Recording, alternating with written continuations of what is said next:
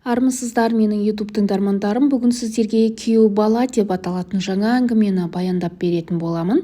Каналыма тіркеліп, қолдау білдіріп қоюды ұмытпаңыз. Оның үйленгеніне небәрі 20 шақты күн болған еді. Бұдан біраз күн бұрын келіншегінің төркінінен хат келді. Жақында барамыз депті. Әке-шешесі келетін күні Шакира абыржумен болды.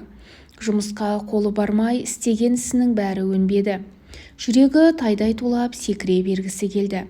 Ал Қамардин оларды қалай қарсы аламын, не деп сөйлеймін деп ұзақты күн уайым жеулі.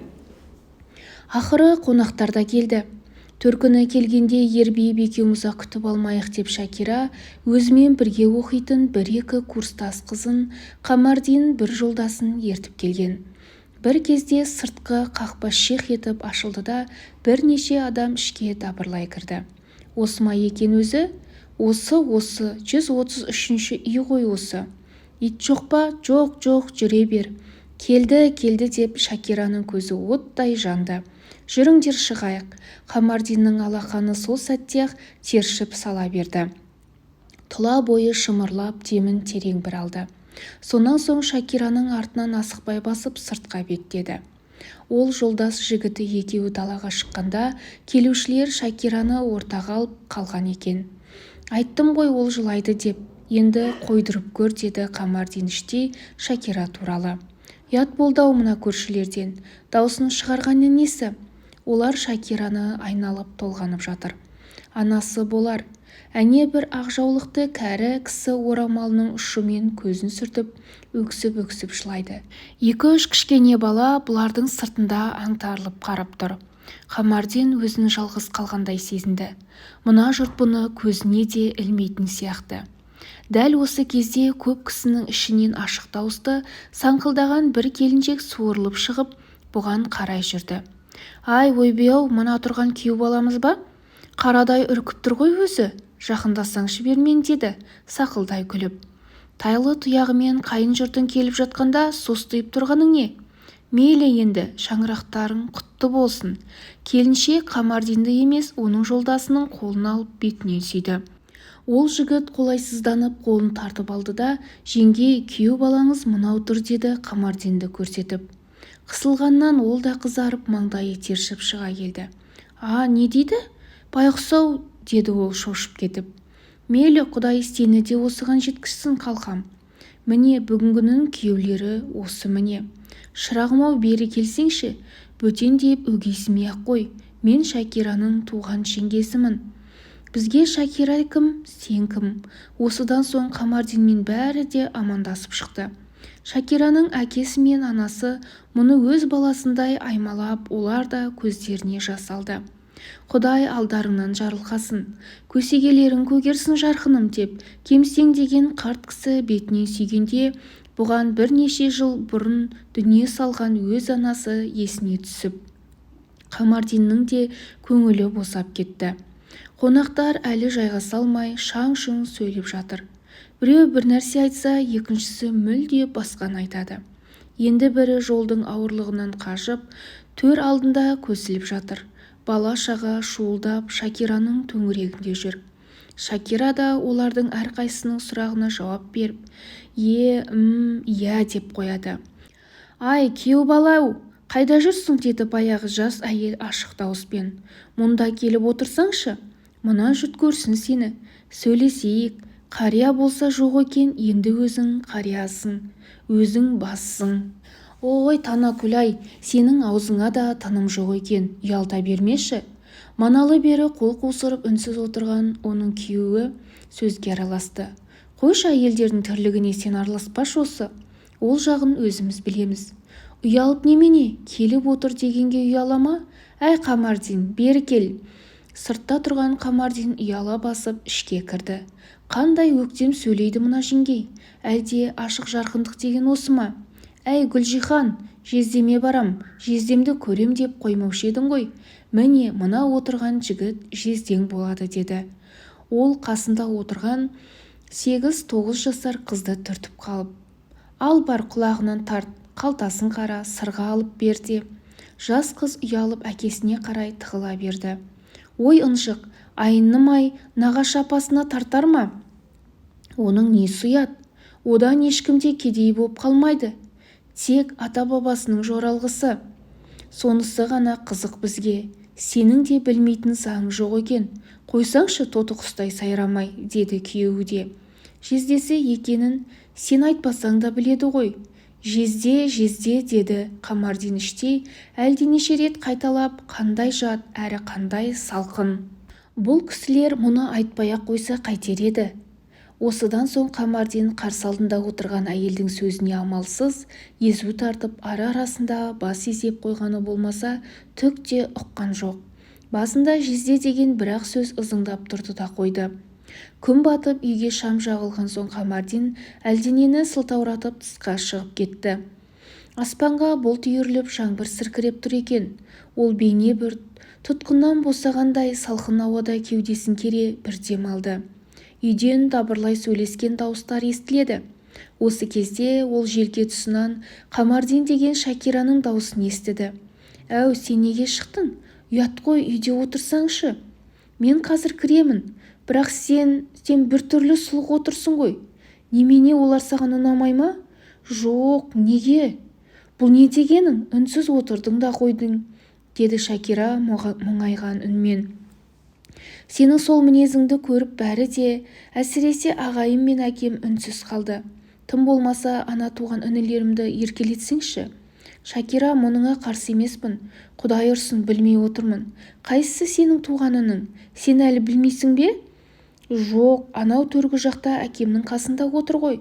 «Сол, жарайды, бара бер, мен қазір». Шакира қайта кіріп кетті. Сәлден соң-ақ Шакира көрсеткен әлгі бала далаға шықты. Мұны жіберген Шакира ғой деп ойлады Қамардин. «Көрейік қалай сөйлесер екеміз». «Оу, сен неге шықтың?» деді Қамардин көңілсіздікті осы үнмен сілкіп тастамақ болғандай дауысын көтере сөйлеп. «Әшейін, сені кім жіберді?»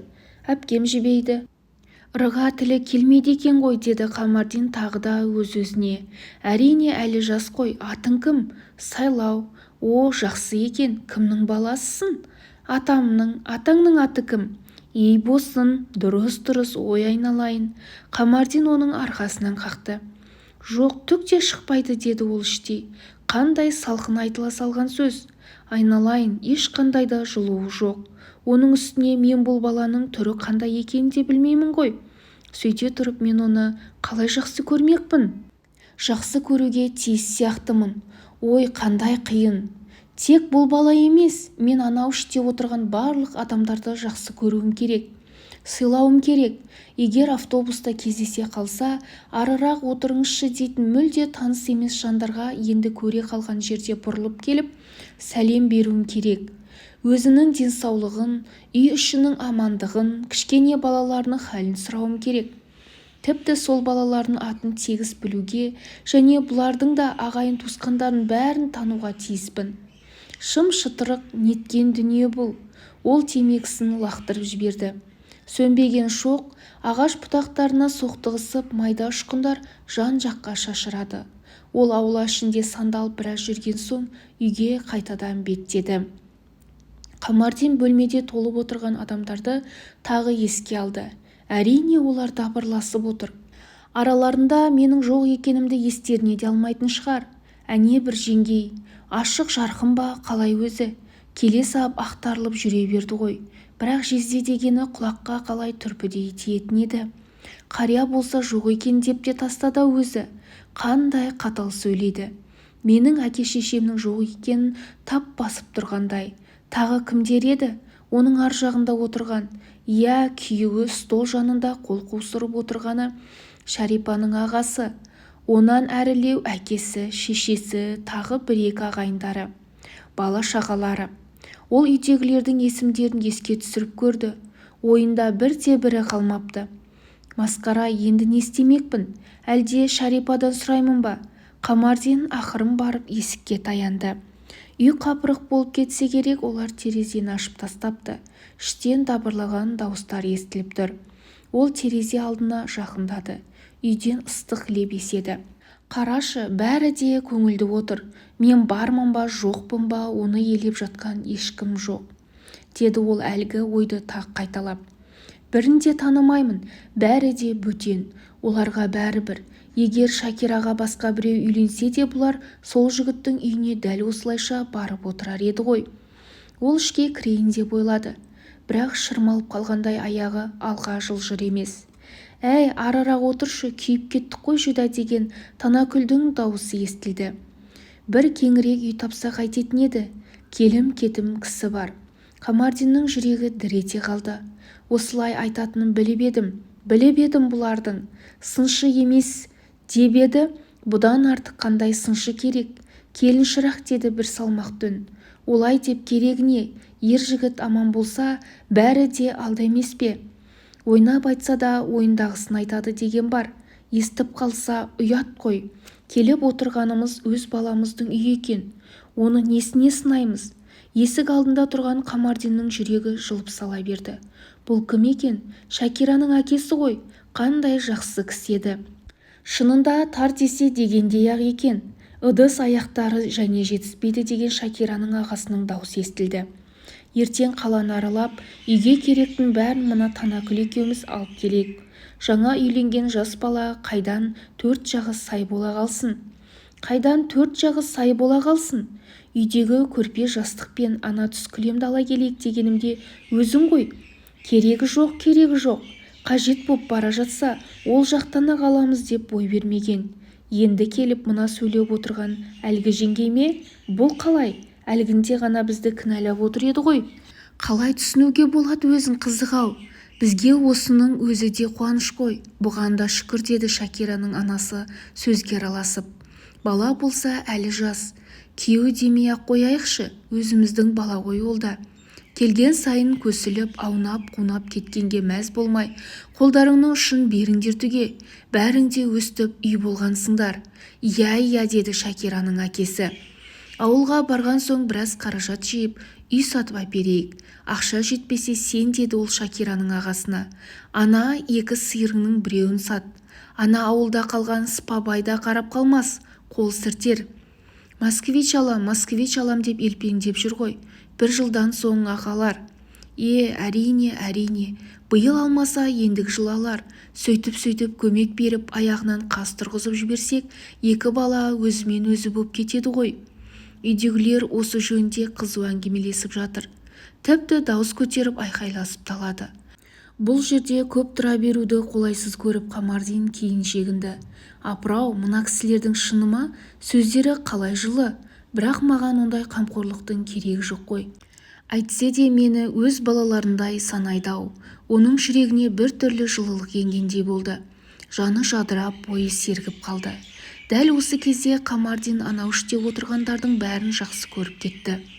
Демін терең бір алып ішке кірді.